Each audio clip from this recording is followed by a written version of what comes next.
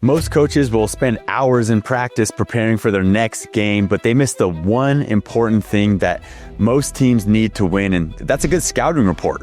Today, we're going to break down the exact systems that we use to scout our opponents to give our teams the best chance to win the game.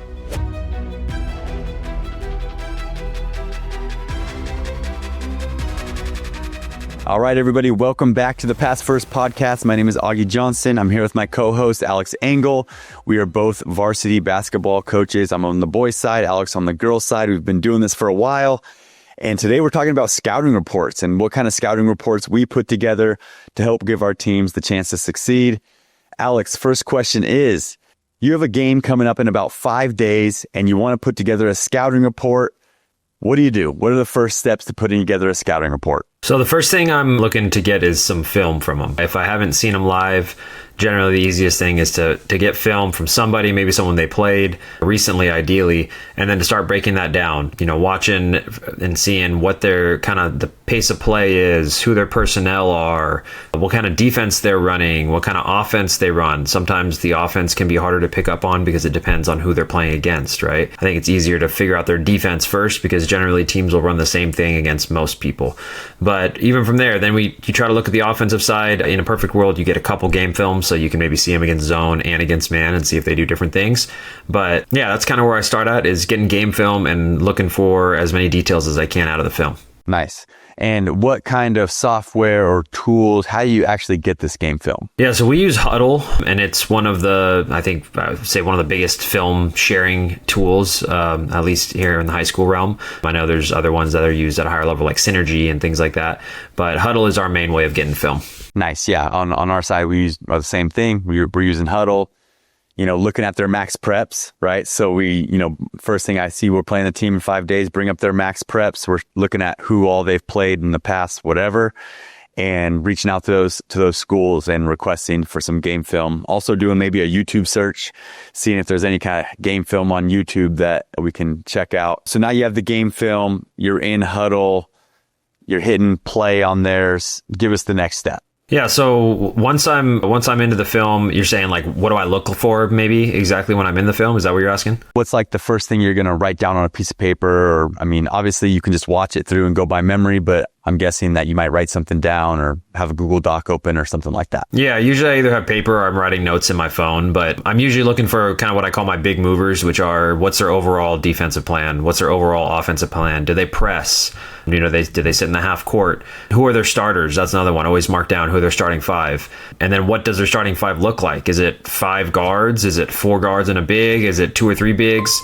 You talked about max preps. Sometimes I'll try to go to max preps and see if a team has their roster up with their numbers and try and match heights to numbers, right? And see, okay, how big is that girl on the film? She looks tall, but is she playing against a bunch of smaller players, or is she actually like 6'1"? So definitely trying to use all those tools. Sometimes that's hard because you know how it is with max preps. Teams aren't required to put stuff on there. So you might have a team that has everyone on there and all their stats. And that's like a luxury when you find that. It's like finding gold. But then you might go to someone's roster on Max Preps and they got nothing. They don't even have a roster up and they've got, no stats at all. So it's kind of the Wild West, I feel like, when it comes to finding out, little details on the players, but just trying to figure out as much as I can. And then from there, really studying those players. Like, what are their tendencies? Are they a lefty? Are they a righty? Can they shoot, right? Can they go out to the perimeter, or do they play inside the 3-point line? Just some of those little details that I'm looking for to try and get the best advantage that I can. Yeah. So, okay, you're checking out, what kind of defense they're running, what kind of offense they're running, kind of get that overall picture, I think is good. You're trying to figure out the starters. And I agree. That's the first thing I do is I hit play. And right when that tip off's about to go off, I pause it and start writing down number 25, number 7, or not number 7, number 5, and then checking out the max preps, going from there. Now you got their starters written down. Okay, so let's talk a little bit about personnel then. You already said, you're trying to figure out, who their big is and whatever. What are some other personnel things that you're looking for? I think some of the other things I would look for is when they, how do they sub? How do they substitute? Are they a 5 team that runs 5 in, 5 out? Do they run a short bench? Who do they sub for who? So that if players are coming off the bench, then when I'm making my subs, can I maybe try and match up certain things, right? If they've got like some dominant player, that's on the court and they take them off, is their backup maybe not quite a bit less strong, and so that I can give my best player a breather, and try to match that up. And then I think one of the other things I look at is like how much ball control do they have? Like how comfortable are they with pressure? We like to pressure the ball, so for me it's if I see someone that doesn't like pressure, I'm going to make sure I note that down, and just trying to I would say like the main keys. It's hard because you could watch a film and you'd be like, this player is not that good, and they could actually average like 13 points and you wouldn't know, they just had an off night, right? And that happens, and that sucks.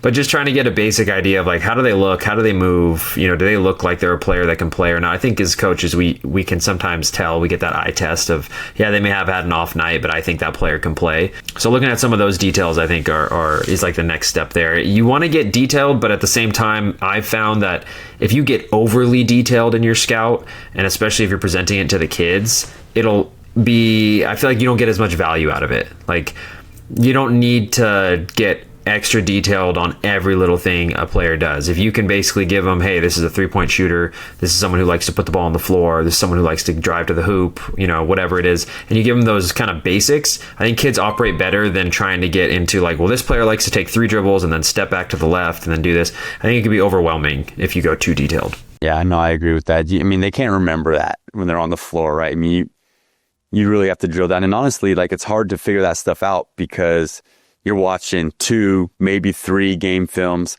Now, I will admit, like, for a big CIF game or a championship game or something, like, I'll get down to like 7, 8 films sometimes. And at that point, I will know. But you can tell the players, but are they really going to even like remember that or even think about that while they're playing? So I think that's a good point.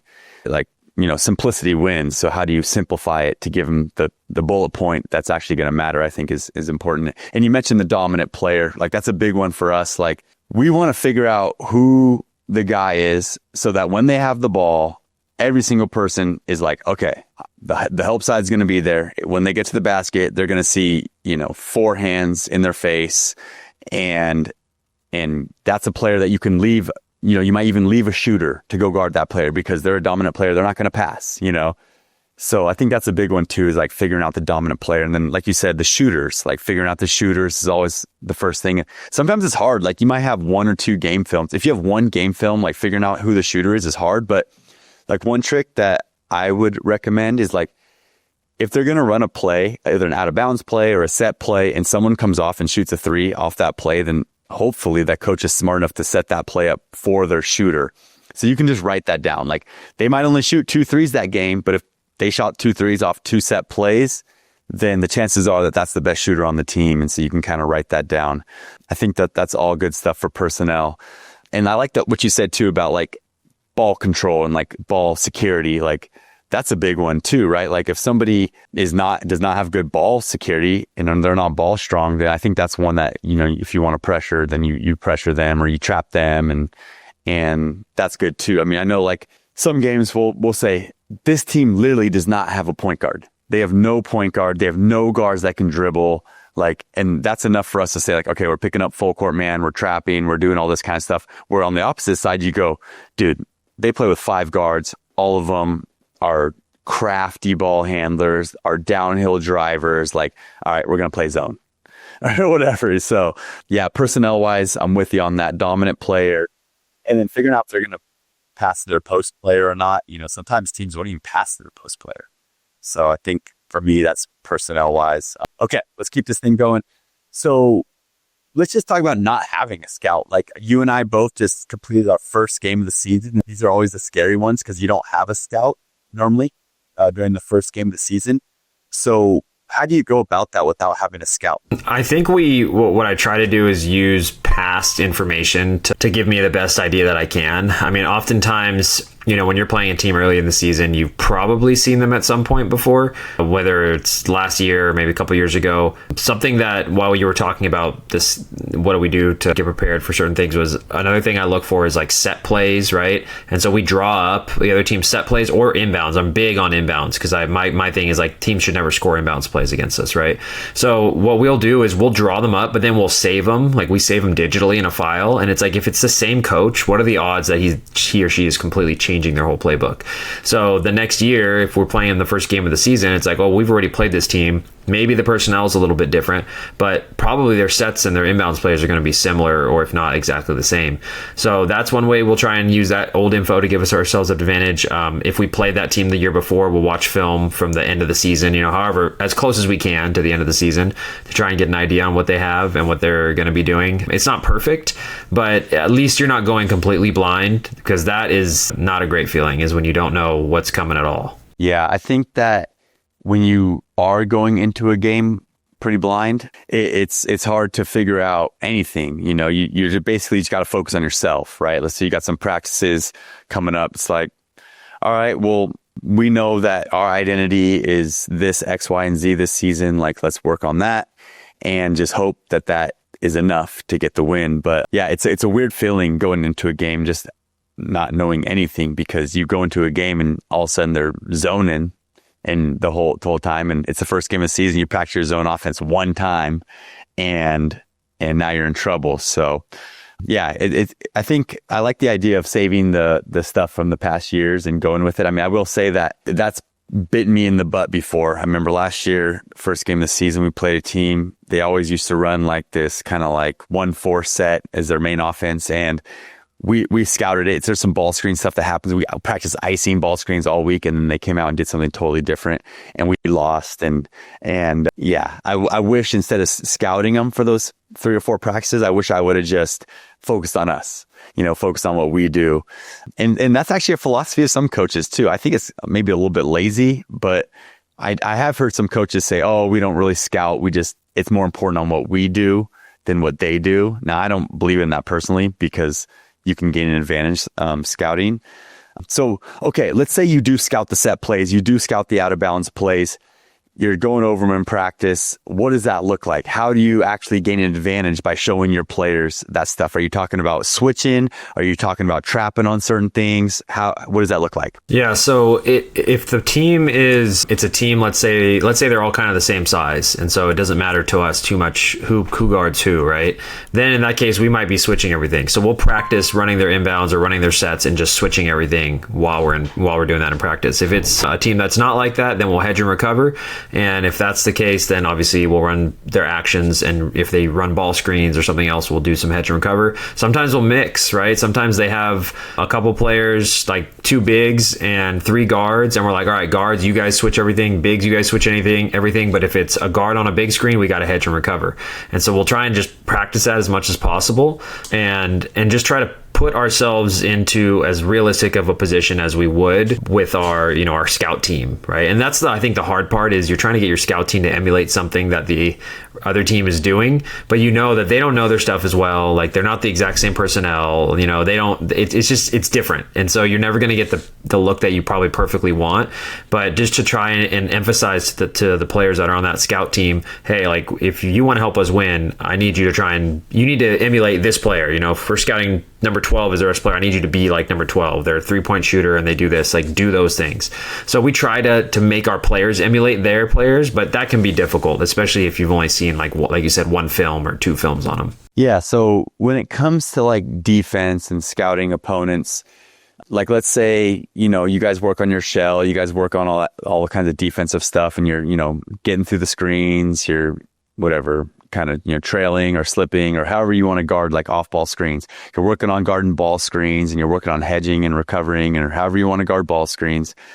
And then you go and play a team and you scout and you go, man, it would be really nice if we just, switched everything. If we just switched everything, how comfortable are you practicing that maybe for 3 practices or 2 practices before the game, and then going out and trying something that might be different than kind of your base defense? Do you guys ever do that?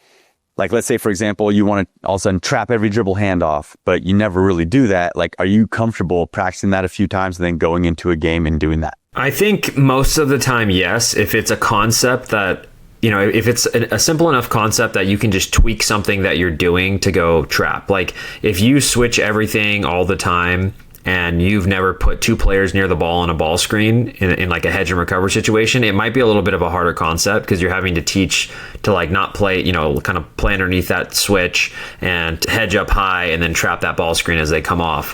For us, because we do switch and we hedge, if I need to trap something, it's not what we normally do, but really, if you think about it, a trap is just a hedge with just going for the trap. You're, instead of that player recovering, both of them are going after the ball. So I feel like, yes, in that case, I'm willing to practice it a little bit, but it just depends how much we practice. Like if it's one practice and we spend 10 minutes on it, then no, I don't feel very comfortable with it. But if I get 2 or 3 practices where I could take 20 minutes of each practice and just rep that out and we get like an hour's worth, then yeah, I feel decent about it. And it's something where I'm going to try it at least. And if it doesn't look great, I can go back to something that we know really well. Yeah, that makes sense. And yeah, I put myself in this position all the time because like I love to scout and I'll be like, man, we could just trap every dribble handoff and I think it'll be effective. It's all they do is dribble handoffs. Like it'll get them out of their stuff.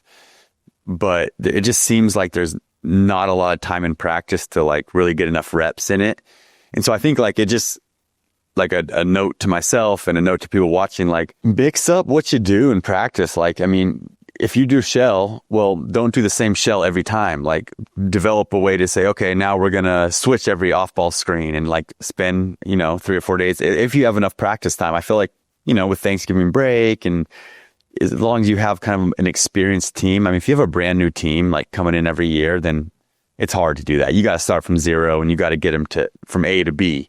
But like for me, I have like a group of, I returned everybody basically from last year and, had like 5 players, maybe 4 players that have been on our team for like, this is their 3rd year on varsity. Like, but these guys, like we could spend time, a lot of times I'm like, how do I level my team up right now? I can't, like, we can't do the same shell we've been doing for 3 years.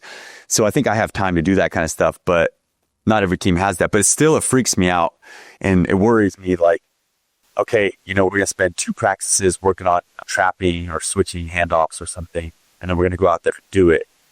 But for me, I've gotten a little bit more confident in it just when it depends on like what the team looks like. If I watch a team on film and I'm like, oh, look, every time they do a dribble handoff, like the guy who gives them the ball is just like standing there, floating around, not even like popping or creating any kind of space.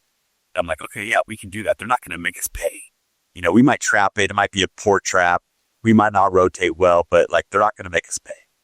Where if you see like a pretty good team that like every time they do a dribble handoff, like if you were to trap that, they're going to hit a roller, they're going to make you pay, and you're going to be in trouble. Then like, okay, maybe that would freak me out more. But so anyways, kind of the moral to the story I'm trying to get to is like how good is that other team at doing whatever they're doing that you want to counter, right? Like if you want to switch everything and they're good at slipping screens and getting layups on you, then you're screwed if you've only practiced it 2 times. But if they're screening and they're not looking to slip, they're kind of just lazy, there's no kind of counter, then yeah, I would say, especially to young coaches, like go crazy, man, trap everything, get experimental, like counter what they're trying to do, disrupt them as much as possible, and you'll probably benefit from that.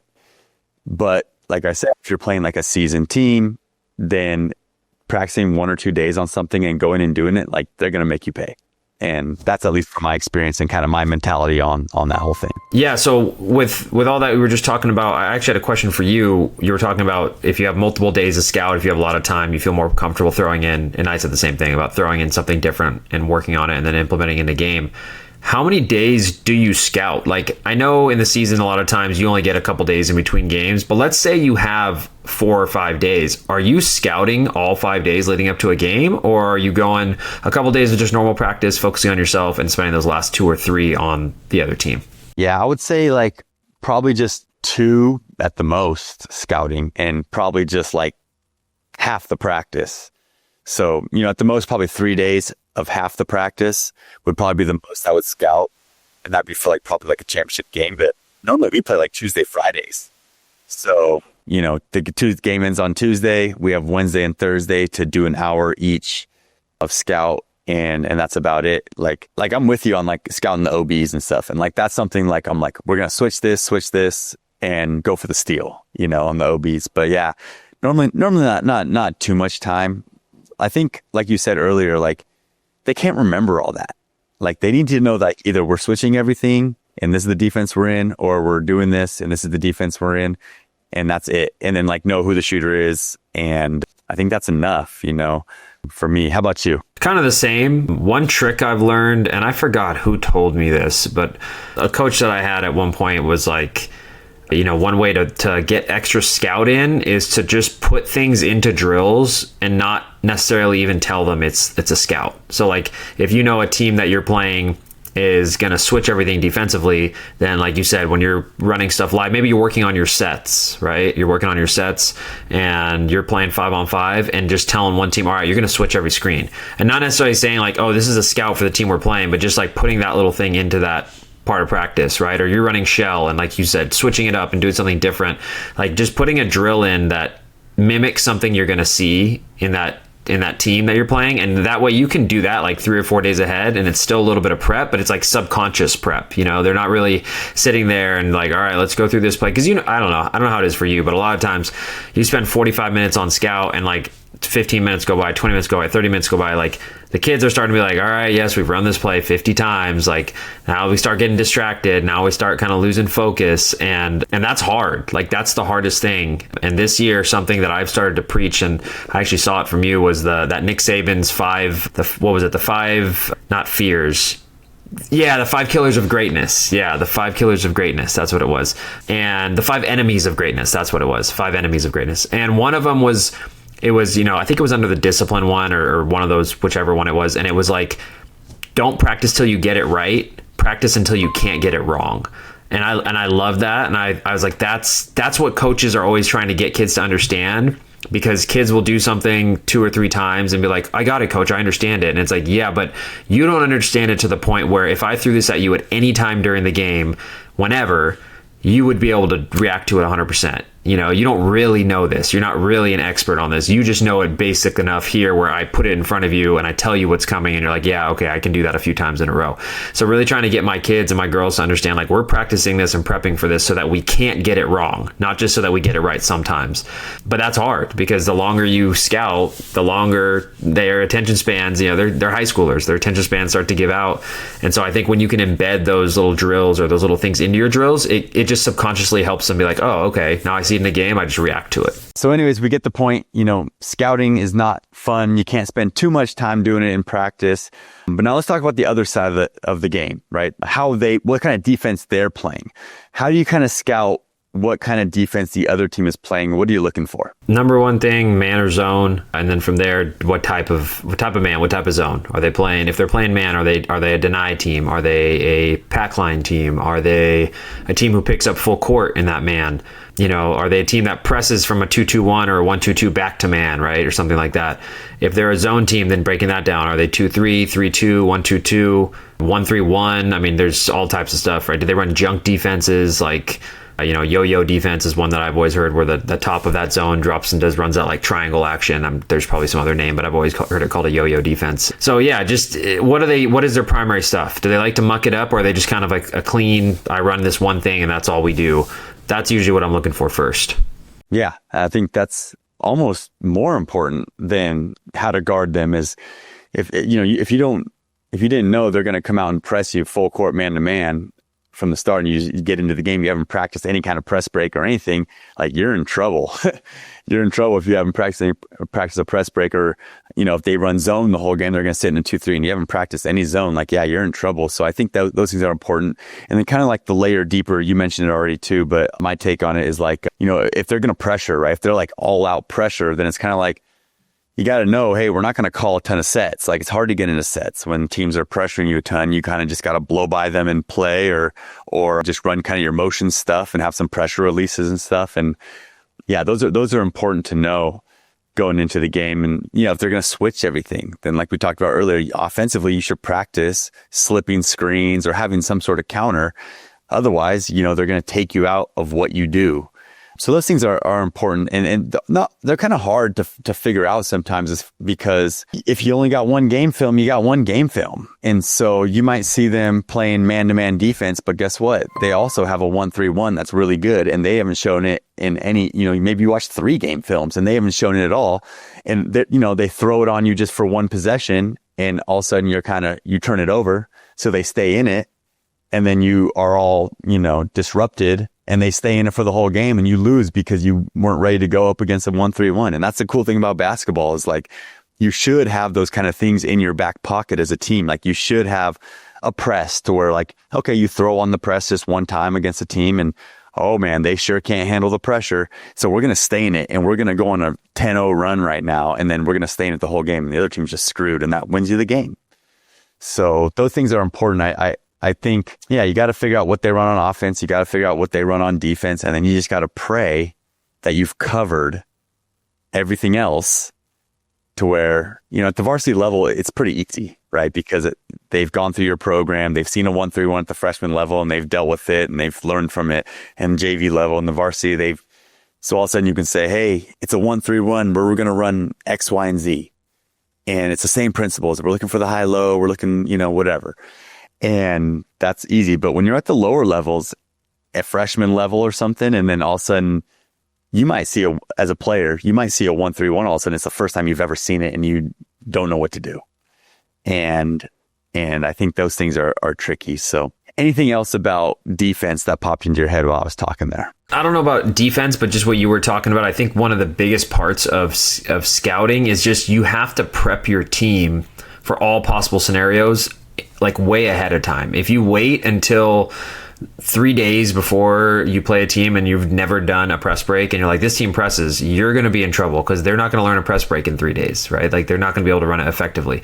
So I think the biggest thing is you try to cover all your bases as much as you can in the off season, in the preseason, and all those times. And then, like you said, hopefully when you do run into those teams, it's like, okay, let's just kind of go over this real quick, make sure we know what we're doing, and then we can get back to what we normally do, because we've seen a 1-3-1 and we have a 1-3-1 offense. So it's not just like brand new, but it's hard when you're not prepped at all, because then, like you said, you could run into a situation where you play against a team. And like I remember when my very first year, for example, we came out and we're just like, all right, we've got all these man sets, man plays, man this, man that. And I didn't know at the time, because I've only been coaching men and college men at that most of the time, a lot of these girls teams are playing zone. So we came out and I didn't see a man defense for like the first 10 games of the season, right? And I'm just like, dude, I just spent like 3 months, literally 3 months, 5 days a week, just grinding out man. Didn't see any man at all. And I was like, okay, I learned my lesson, like that's on me, but I just didn't realize it, And so you want to try and make sure you cover. So now we do man, like we run man stuff. So obviously to get ready for that, but I got to make sure I get some zone in, at least a handful of it, to make sure we're prepped and ready. Cause I know the majority of the time we're probably going to see a zone team. That's such a good reminder. And like even one for me, because like, today we had a game yesterday, and today we practiced for an hour, watched game film for an hour, and kind of called it a day. And like I said, I have like a lot of experienced returners and stuff. So it's kind of like, what else do we need to work on? They know our zone, they know our stuff, but it's like, yeah, you need to go through like basically like a checklist. Like you should have a checklist of every single thing that you need to cover and put it in, at least practice it for, one practice and stuff before games start. And so like tomorrow for us is Friday, we're going to practice for 2 hours. And like, it's a good reminder, like there's still stuff that we need to put in, even though they've ran it before. Like, oh, well, if we were to see a 3-2 on Monday, yeah, we would be in trouble. We would be in trouble, even though we know we run a little bit something different against the 3-2 for our zone stuff.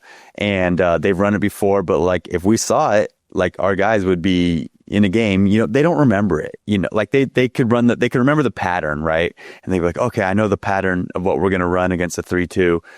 But like, until you actually get into it live and practice it and like need to know like the counters and the reads and like just being comfortable running it, it's hard. It's hard. I mean, like, for example, we put in like new sideline out of bounds and new OBs this year. And like, we've literally probably dedicated at this point, like we just played our first game, we probably dedicated total practice time. It's like 20 minutes here, 20 minutes there, but like 5 hours of practice time just to put in these sideline out of bounds and these new OBs. And in the game yesterday, yeah, they ran the pattern, but we didn't score a lot of times. And if we ran our old stuff, like I know we would at least probably scored a little bit more, but it just comes down to, like you said earlier, like we're scouted. Like it's our old stuff people know, and they know where to switch. And so we wanted to put some new stuff in, but it takes time, it takes time. You got to commit to it. And so tomorrow I'm going to definitely take a look at my checklist and make sure we're ready for the 3-2 and all that kind of stuff. And it can be hard. Like because it's one thing for them to know the pattern, but it's a different thing for them to understand the reads, right? And that's like what you're trying to get them to really understand. But I think the other part too is it can be hard because, especially in high school, you may not know when you're going to get your full team. That I think is one of the hardest things. It's, it could be you have a team full of single sport athletes and you've got them all fall. Great. Then you can start that stuff early. Or it could be, man, like a third of my team plays a fall sport and they don't come in until November 8th. And our first game is November 18th. And it's like, I got 10 days now with everybody to try and, get this thing going. And so that's tough. So it's like, what do you do? And in that case, when I've had that, I haven't had that happen a ton, but I have had seasons where a few girls are out until later, and it's like I just got to start doing stuff early. Like we can't wait until for all of them to come in, and it's like, hey, when you guys get back, like you're gonna have to learn on the fly because we can't wait for everyone to be here because you're gonna get like 5 practices before our first game. So that would be something, it's kind of a side note here as far as prepping and scouting is when you got the majority of your girls, like you just got to, or guys, you just got to do whatever it is and teach the majority of them as much as you can, and the others got to learn as they go. That's kind of high school sports in a nutshell. Yeah. And the challenging part about that is like the monotony and boring of like, yeah, everybody knows it and they love it and they got it. And then you get your volleyball players back, or for us it's football normally.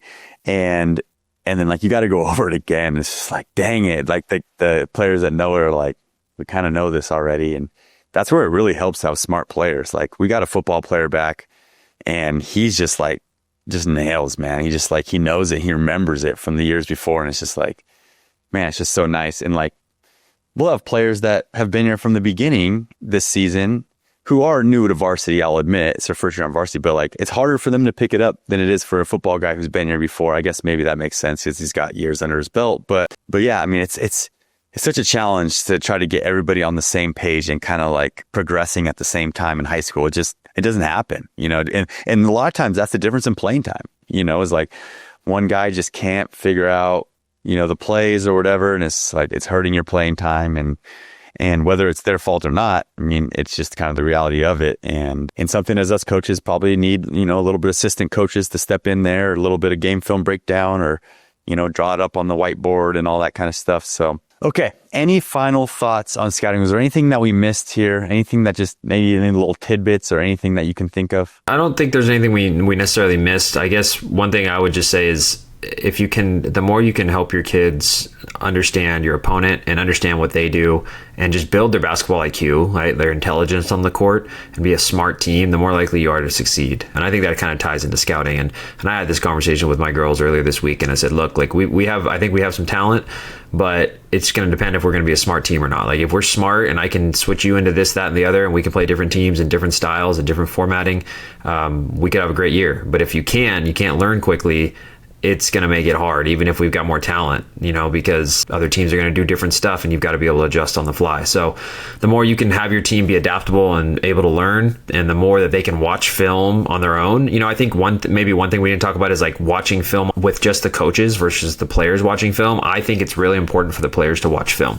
I think it's good to watch as a team and then for them to have access and go look on their own because it just builds their IQ. And when you only watch as a coach and you just tell them to scout, I feel like it doesn't have the same weight. So that would be maybe something we didn't talk about that I also think is really important when you do scout is get their eyes on the film and let them start to see the patterns and what the other team does and doesn't do, and also watch themselves. What mistakes did they make or not make, right?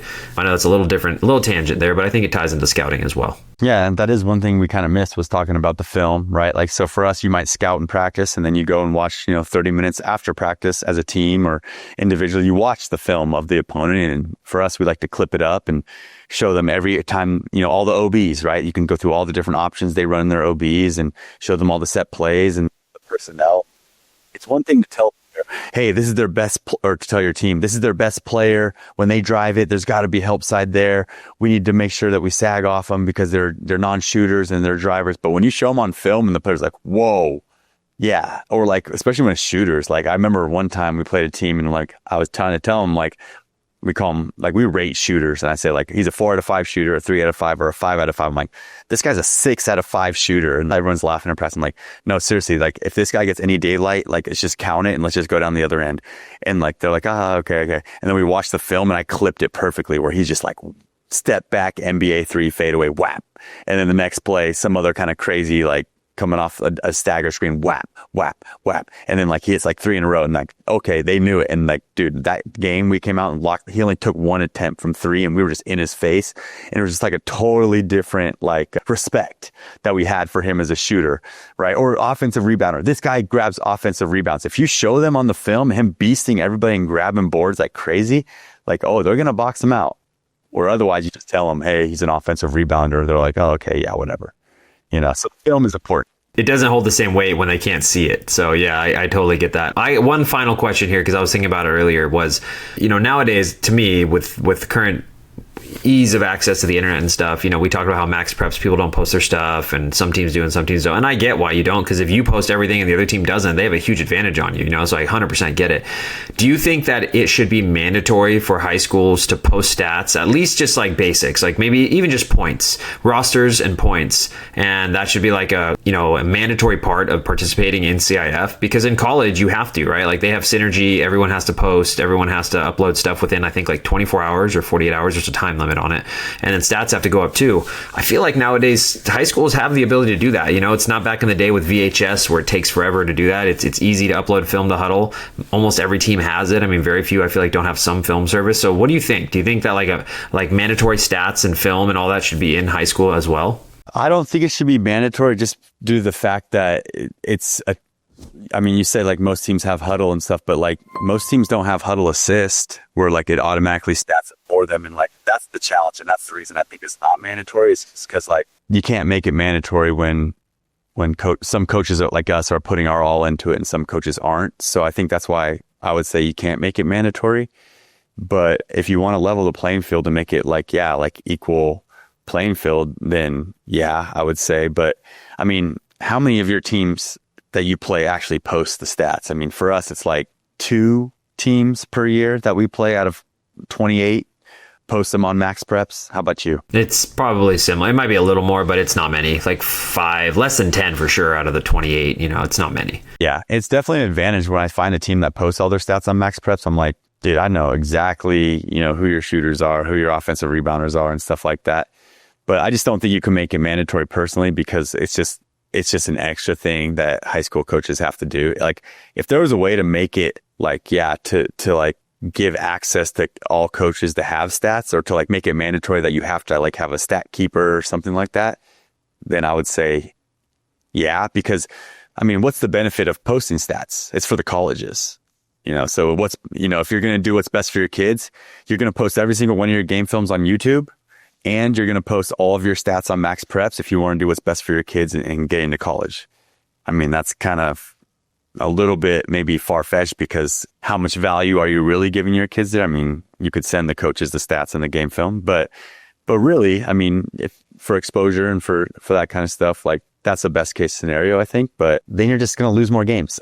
Yeah, the downside doesn't weigh the upside. Like I think, like you said, in a best case, perfect world, some coach sees their stats and is like, oh, let me recruit this kid. But realistically, college coaches aren't just randomly selecting high schools on max preps and checking their stats and seeing like, what are the top kids that score 20 a game? Because, we just, Coach Jameson from Menlo was just talking to us about how stats don't always paint the full picture, because it's like, who are you playing against, right? So college coaches aren't doing that, and if they really want to check your stats, I mean, a lot of teams they'll post them after the season. So like once the springtime comes, and that's when coaches, a lot of times, depending on the level, they'll start talking to kids, and it's like, well, now you can still go see their stats. But in the middle of December or January, like the college coaches are in their own seasons at that point. They're not scouring max preps for that info. So I think you're right. Generally, it can be more detrimental to you than it can be helpful, because not everyone's using it. So that's why I was curious. I'm like, there should be some way to level this playing field. I'd love to see it where all stats and all film are up, and it's just like, okay, at that point we have even playing field, and let's just see who can coach the best. But we're not quite there yet. Maybe someday. I do like the idea of all game film having to be accessible to everyone, because it's such a shady world, like there's so much backstabbing. I mean, it's not super backstabbing, but it's like, some people will share it with you and some people won't. And there's, you're not supposed to share this, teams in your league, and some people do. And so like, yeah, like make the game film available and then let the best coaches scout and use it as an advantage. And if you want to put in the work, you can. Like that would be, to me, the stats is one thing, but like it would be great for all game film to be mandatory. Yeah, I think I agree. I would think probably a lot of coaches would agree on that, but maybe one day we'll see that. It's getting easier and easier to get film, and probably as the more it happens, maybe the more affordable it gets for schools, and they'll be able to make it just part of regular, part of being in a basketball program. Yeah, I mean, huddle cams seem to be popping up everywhere, and NFHS cams that seem to be like everywhere. I remember when they first came out, it was like pretty rare for someone to have a huddle cam. It's like, who doesn't have a huddle cam now is kind of the way I look at it. So we'll see what happens. So, all right, everybody, I hope you guys liked today's episode. We're talking about scouting reports and kind of how we look at them. And if you did like today's episode and you're new here, go ahead and hit subscribe. These are the kind of topics we talk about here on the Pass First podcast. And if you did like us, let us know by hitting the like button. Also, leave us a comment. Let us know what other kind of topics you want to hear us talk about. And we will see you guys in the next episode.